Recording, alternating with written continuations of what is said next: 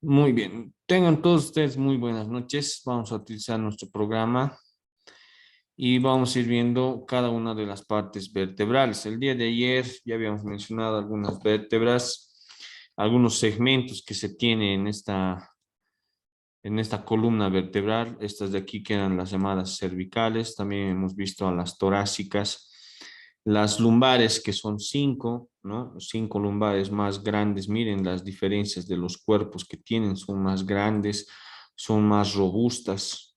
Las lumbares, incluso hasta sus apófisis espinosas, miren, son completamente diferentes. Tienen forma, más o menos, algunos libros dicen que tienen forma de hacha, ¿no? Así más o menos son rectangulares, más gruesas, prominentes, más toscas y más robustas. Pasamos por el hueso sacro, que es este de aquí, que son vértebras fusionadas. Y también vamos a ver que son las cinco vértebras fusionadas y por último el coxis, ¿no? Muy bien, ya estamos aquí, vámonos al texto ahora, siempre con el libro a su lado.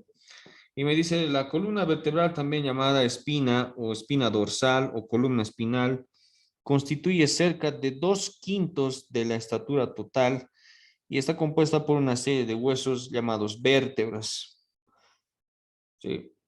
La columna vertebral, el esternón y las costillas forman el esqueleto del tronco y la columna vertebral consiste en huesos y tejidos conectivos, ¿no? La médula, a la cual la va a rodear y proteger, consisten en nervios y tejidos y me indica a 71 centímetros aproximadamente, que es en el varón, y 61 centímetros sería en la mujer, ¿no? Estos son medidas prototipos, o sea, se utiliza una medida estándar.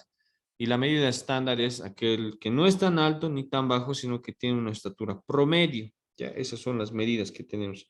Y como siempre les digo, medidas, comparaciones y características únicas entran al examen. Entonces, en el varón son 71 centímetros y en la mujer 61 centímetros, con 10 centímetros de diferencia. ¿Ya? Sirve también como punto de inserción para nosotros. Va a servir como punto de inserción para músculos, ¿no? Como aquí estamos viendo, este es el ligamento nucal, si ustedes observan. Miren que va a ir hacia la parte del hueso occipital. ¿Se acuerdan? En el hueso occipital hemos visto líneas nucales superiores e inferiores, ¿sí? Bien, entonces vamos a ver nosotros 7 vértebras cervicales, 12 vértebras torácicas, 5 lumbares, un sacro y un coxis. Ahora, la columna vertebral tiene sus curvaturas y aquí nosotros tenemos que ver cuál es cóncavo. Voy a utilizar mi láser. ¿Cuáles de estos van a ser cóncavos? ¿Cuáles van a ser convexos? ¿Y a qué edad se van a empezar a formar? Eso sí son preguntas de examen, ¿ya? Entonces, vámonos a las curvaturas normales de la columna vertebral. Me dice, cuando se observa por detrás y por delante la columna vertebral de un adulto, se ve a la derecha, pero cuando nosotros lo vamos a ver acostado, se revela 4 curvaturas, ¿ya? Entonces, acuérdense, tenemos 4 curvaturas llamadas curvaturas cervicales en relación con el cuerpo. Vamos a tener la curvatura cervical y la lumbar, que son convexas. Aquí está, ¿ya? Estos de aquí van a ser entonces convexos. Este de aquí y este de aquí, porque son sobresalientes, están saliendo, ¿no? En este sentido. Y las otras dos curvaturas que vamos a tener son curvaturas, la curvatura cervical y lumbar son convexas y la torácica y la sacra son cóncavas. Entonces aquí yo veo lo opuesto, ¿no? Estoy viendo que en vez de que sea un entrante, perdón, en vez de que sea un saliente, es un entrante. Y esto nosotros le llamamos concavidad. Cuando es sobresaliente, convexidad. Bien, entonces ya saben, los dos, cervical, ¿no? Y lumbar, cóncavos, o perdón, convexos, torácico y sacro cóncavos. Hay un pequeño, había un pequeño error en los anteriores libros, ¿no? Por ejemplo, en el texto de la 13ª edición, había un error en que las curvaturas cervical y en la 7ª edición también le ponían la curvatura sacra, ¿no? Si ustedes observan, no es así, no es esa disposición que me está diciendo el texto. Muy bien, pasamos a la 216 y en la 216 nosotros vamos a poder ver, ya, vamos a poder ver las curvaturas que tenemos. Por ejemplo, en la imagen C de la figura 7.16 me muestra dos columnas, ¿no? Una de un feto, o podríamos llamarlo también de un recién nacido, y el otro es ya de un adulto, de un joven adulto, así como ustedes, ¿ya? Y en el feto solamente me muestra una curvatura, si ustedes observan, ¿no? Es más o menos como una letra C que va a tener este hueso. Bien. En cambio, en el adulto ya se han formado las curvaturas. En la imagen de la 7.16 también observamos lo que sería los discos intervertebrales, ¿ya? Los discos intervertebrales en los cuales nosotros vamos a poder ver que son unos discos compuestos de fibrocartílago, ¿sí? ¿Se acuerdan del fibrocartílago? El fibrocartílago era el cartílago que se encuentra en menor cantidad, pero es el más resistente, como estamos viendo nosotros ahora en el texto. Sí, ya lo tengo aquí, está. Y observen, ¿no? Este es el anillo fibroso y en el centro va a tener un núcleo que se llama núcleo pulposo.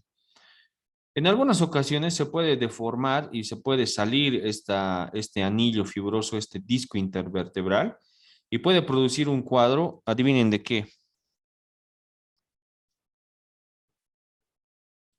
¿Qué se va a llamar ese cuadro? Cuando se sobresale y va a presionar las estructuras de la médula. Por ejemplo, aquí está, miren. Aquí está. Cuando va a salir, se protruye, ¿no? Y en este caso va a presionar a este nervio, ¿no? Al nervio espinal lo va a presionar y va a producir dolor. Este cuadro clínico se conoce o se denomina ¿como qué? ¿Alguien? Hernia de disco, así se va a llamar, hernia de disco se le conoce. ¿Qué es la hernia de disco? Que es este disco está saliendo y está presionando al nervio. Bien, pasamos 217. Vamos a la 217. Primer párrafo me dice, el feto tiene una sola curvatura cóncava en dirección anterior a lo largo de toda su columna vertebral.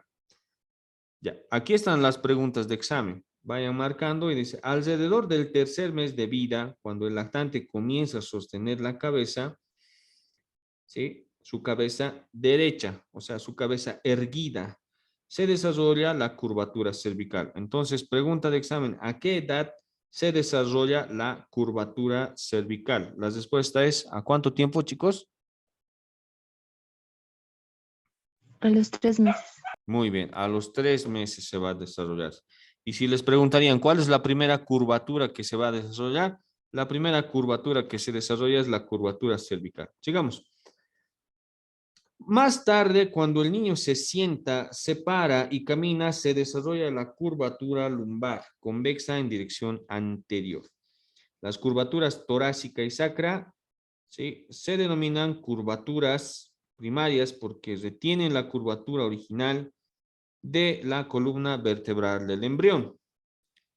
La cervical y la lumbar se conocen como secundarias, ¿ya? Porque comienzan a formarse más tarde, varios meses después del nacimiento. Bien. Y todas las curvaturas están completamente formadas a la edad de qué edad, chicos? Eso también es pregunta de examen. A los 10 años ya está completo. Márquense eso en el libro. Ya está completo las curvaturas que va a tener. Sin embargo, las curvaturas secundarias pueden deformarse de manera gradual cuando vamos avanzando a la vejez. Entonces, ¿qué curvaturas? Muy feliz en mi casita. Apaguen sus micrófonos, chicos. Bien. Entonces, ¿a qué edad se terminan de desarrollar todas las curvas? 10 años. Otra pregunta que les podrían hacer aquí marcando es las curvaturas. ¿Cuáles son las curvaturas que llegan a deformarse con el paso del tiempo, con el paso de la edad? Solo las curvaturas secundarias, ¿sí? Solo las curvaturas secundarias. Y la columna vertebral que ustedes están viendo se va encorvando, se va a volver más curvo y se ve lo característico del andar de una persona de la tercera edad, ¿no? Listo, pasamos al siguiente y veamos qué son los discos intervertebrales. Y me indica que aquí hay otra buena pregunta de examen, ¿no? Me está indicando y me dice, los discos intervertebrales se encuentran entre los cuerpos adyacentes desde la segunda vértebra cervical, ¿no? Y representan alrededor del 25% de la altura en la columna vertebral. Entonces, eso es lo que representa. Cada disco tiene un anillo fibroso, ¿no? Y vamos a tener también en el centro un núcleo pulposo, que es altamente elástico, ¿no? Es como una especie de resorte, chicos. Ya, a ver, ¿quiénes están aquí? Minerva está ingresando. Como una especie de resorte que vamos a tener, ¿ya? Y pues me dice que la superficie superior e inferior de estos discos consisten en una delgada membrana de cartílago hialino. Ahí está la pregunta de examen. Si bien todo el disco está compuesto de fibrocartílago, tienen una pequeña capita delgada de cartílago hialino, ¿ya? Van a tener una pequeña capita delgada de cartílago hialino y me dice que los discos conforman articulaciones fuertes que permiten movimientos de la columna vertebral, absorben los impactos al saltar, al correr, cuando van a ser comprimidos y se van a ensanchar, ¿ya? Durante el curso del día, esto es bien interesante, ¿no? Durante el curso del día, mientras estamos de pie, caminamos y demás, la estatura puede bajar, o sea, vamos a medir menos en la noche que al despertarnos en la mañana. ¿Por qué? Porque hay una compresión y al comprimirlo baja el tamaño, ¿ya? Baja el tamaño, pero durante la noche cuando dormimos se rehidratan y hay menos compresión y podemos despertarnos en la mañana un poco más altos que a la noche que hemos entrado a dormir, ¿ya? Con el paso del tiempo se va a endurecer y es lo que produce molestias a nivel de la columna vertebral y no va a ser tan elástico como antes, ¿no? Y se presenta en sus dolores que se llama lumbalgia o lumbago. La lumbalgia y el lumbago no es nada más que un dolor que nosotros tenemos a nivel de la columna lumbar. Ahí es donde nosotros vamos a tener esa columna, o mejor dicho, perdón, esperen un segundito. Ahora sí. Vamos a tener nosotros dolor a nivel de la columna lumbar, que se conoce como lumbalgia. ¿Ya? Bien, vámonos ahora a las partes de una vértebra. Vámonos a las partes de una vértebra. Y para esto vamos a utilizar nuestra aplicación, ¿no? Las partes de una vértebra, vamos a tomar una vértebra típica, ¿les parece? Tomaremos a esta, que es la T4, es esta, ¿no? O la T5 podemos tomar, ya. Exploraremos el hueso. Y aquí en el proceso de la exploración del hueso, yo voy a tener lo siguiente, ¿no? Miren. Cada uno está con un color establecido porque es una estructura única e independiente y tiene una función específica. Ya. A ver, veamos. Esta estructura de aquí ya la conocen todos ustedes, ¿no? Este es el cuerpo de la columna, o perdón, de la vértebra. Todas las vértebras tienen cuerpo, a excepción de quiénes, ¿alguien sabe qué vértebras no tienen cuerpo? El Atlas. Muy bien. Otro. El axis también algunos le consideran, pero no los quiero confundir. Ahí está. Este es el cuerpo. Ahora, díganme ustedes cuál creen ustedes que va a ser la parte anterior y la parte posterior en la columna vertebral, en la que estamos viendo nosotros aquí. ¿Será esa donde está el corazón o será esta donde está la estrella? ¿Cuál de estos dos será la parte anterior y cuál será la parte posterior? Y siempre nos basamos en qué posición nos basamos siempre para estudiar el cuerpo. Esa posición estándar, la posición anatómica. El paciente está de pie frente al observador, con las palmas de las manos a los lados, ¿sí? Mirando hacia adelante, los pies ligeramente separados, y eso vendría a ser la posición anatómica. ¿Cuál es anterior y cuál es posterior? Vamos. El lado donde está el corazón. Ya, muy bien.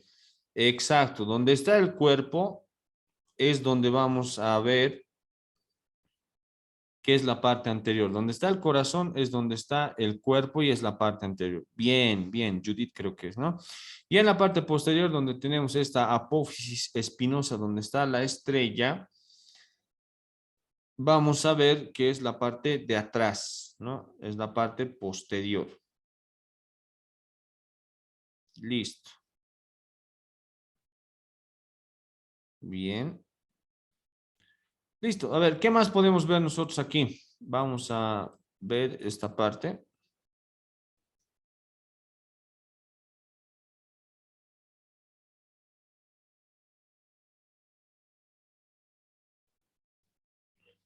Que esta es la parte posterior donde está la apófisis espinosa. Lo que estamos viendo nosotros, chicos, es una vértebra típica. Si no han escuchado mucho este término, la vértebra típica es aquella como, a ver, si hablaríamos de las vestimentas típicas de nuestro país, sabemos, ¿no? Cómo se viste el cochabambino, cómo se viste el paceño, cómo se visten nuestras queridas señoras de pollera, señoritas de pollera también, ¿no? Sus gorros característicos en Tarija, en Cochabamba, en La Paz, ¿no? En Sucre. Entonces eso es pues una vértebra, o mejor dicho, un traje típico, al igual que la comida que es típica, ¿no? Que es aquel que es frecuente, que se va a repetir varias veces. Tenemos el cuerpo, tenemos esta apófisis, que es el proceso espinoso. Estos dos que están aquí al lado, que son los procesos o apófisis transversas. Y la unión de esta apófisis espinosa con las apófisis transversas, esto que nosotros estamos viendo aquí, esta estructura, observen, que me está permitiendo ver, esto es lo que se conoce como lámina, ¿ya? Esas son las láminas. Pero hay otras estructuras también. A ver, lo quiero poner así, lo vamos a poner, ya. Lámina, entonces une las espinas con las apófisis transversas.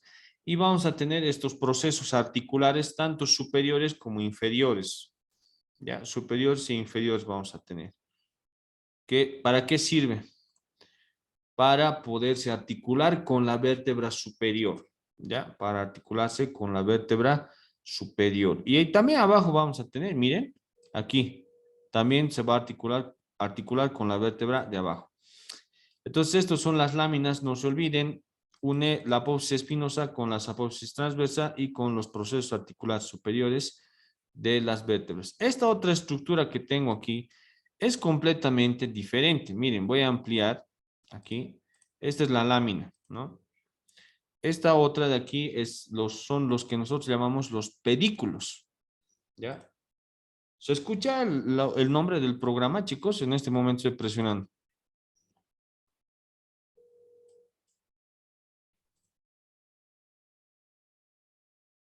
Ya, ahora sí se va a escuchar, con razón. No estaban escuchando. Ahora sí. Pedicles. ¿Ahora sí se escucha? Ahora sí. Muy bien. Sí, Entonces, pucha, entonces los anteriores días le estamos dando así. Con razón, ya. Esta es Spinous process. la apófisis espinosa, Transverse apófisis processes. transversas, las láminas Laminae. y los pedículos. El pedículo une a la lámina con el cuerpo, lo va a unir, ¿ya? Eso es lo que va a unir. Después, nosotros vamos a tener estas caritas que son bien interesantes y son bien importantes para los huesos de la columna vertebral torácica, tórax. Y aquí están los procesos inferiores, miren, superiores, inferiores. Y estos son, ¿qué creen que van a ser? Superior costal facets. Son llamados facetas costales o carillas superiores e inferiores, donde se van a ir, ¿qué hueso va a venirse a articular ahí? ¿Quién me dice? la costilla. Exacto, las costillas van a venir, no van a venir las vértebras, ¿ya?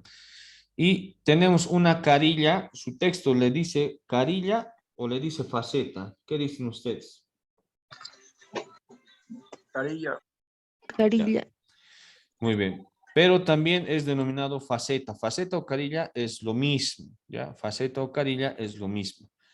Superior y este otro es el inferior. Inferior costal facets. Muy bien. Y esta vendría a ser la parte del cuerpo. Esta es una vértebra típica. Si tendríamos que hacer un resumen breve, apaguen sus micrófonos. Si tendríamos que hacer un resumen breve, es una estructura en la cual vamos a tener siete sobresalientes o 7 apófisis vamos a tener. Página 218 de su libro, ya, todos ahí. Y esto siempre hago esta pregunta y no me responden, ¿no? ¿Quién está con su micrófono encendido? Sigue. Silencien. Cuando van a participar, actívenlo. Ya, me dice cuerpo vertebral, es la porción más gruesa, tiene forma de disco, ya lo hemos visto, ¿no? Recibe a los discos intervertebrales que nosotros vamos a tener. Y también me indica que eliminan el dióxido de carbono y el desecho del tejido óseo, ¿ya? Entonces, me ayuda a eliminar. Ya. Pónganse sus nombres, chicos, porque aquí la persona que está con su micrófono encendido son unos puntos suspensivos. No sé quién será, pero bueno. Entonces, las superficies anteriores vamos a tener agujeros nutricios que me van a ayudar me van a permitir eliminar todo el desecho que produce o los restantes que van a producir estos huesos o esta estructura. Pasamos al arco vertebral, que son dos apófisis cortas, gruesas, llamadas pedículos, que ya los hemos visto, ¿no? Estos de aquí son los buenos pedículos. Pedicles. Luego vemos el arco vertebral. El arco vertebral, y luego vamos a ver que se va a unir con las láminas, que ya hemos visto, ¿no? Estos otros de aquí, que son estos. Y aquí tenemos este foramen. ¿Qué se llama este foramen?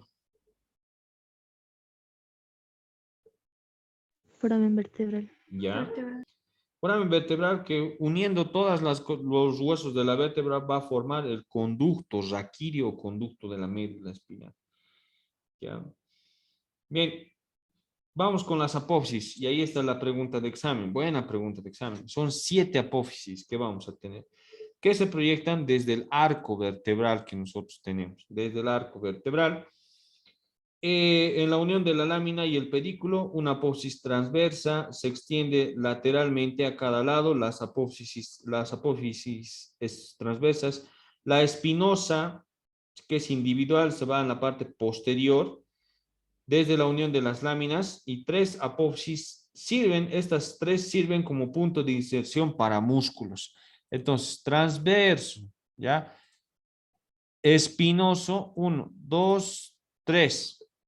Sirven para inserciones de los músculos de la espalda. Los 4 restantes están formando las articulaciones con otras vértebras superiores e inferiores. Las 2 apófisis articulares superiores de cada una de las vértebras se articulan formando una articulación con las 2 apófisis inferiores, ¿no? Que ya hemos visto. Entonces, contaremos, a ver. Contaremos entre todos. 1, ¿sí? 2, 3. Y me dice que tienen que ser 7. ¿Ya? Y aquí tengo los otros 2. Ahí se ve mejor. Estos 2 que son los procesos o apófisis articulares superiores. Superior articular processes. ¿Ya? Que son 2 más 3, 5, más otros 2 que son las apófisis articulares inferiores. Inferior articular processes. ¿Cuántos nos dan? 7. Esas son las 7 apófisis que salen de una vértebra típica. 2 transversas, 2 superiores, 2 inferiores, 2, 4, 6 y una apófisis espinosa. ¿Bien?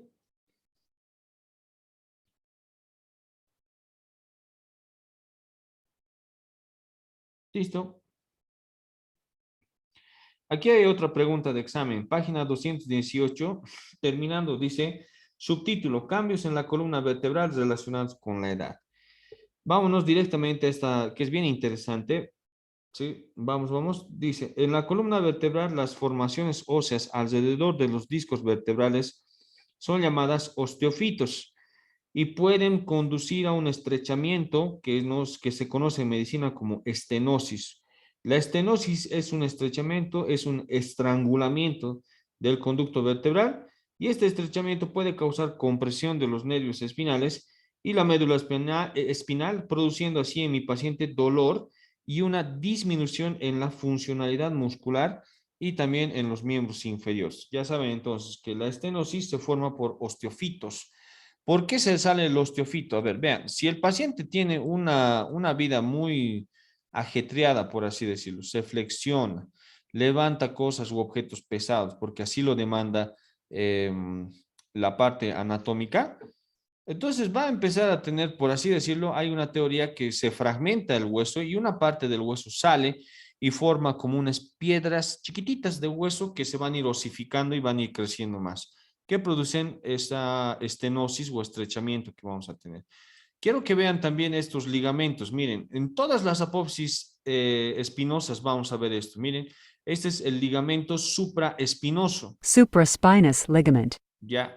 Y también vamos a tener otros dos que son estos de aquí, que son los ligamentos transversos torácicos que ustedes están viendo. Ya. Intertransverse ligaments. También vamos a tener el izquierdo y el derecho. Miren cómo van a ir a reforzar. ¿Qué tipo de tejido es esto? Tejido conectivo denso, ¿sí? ¿Regular o irregular? ¿O será tejido conectivo elástico? ¿Quién me dice? Y aquí tengo otro, miren, en la parte anterior me voy como una especie de cinta.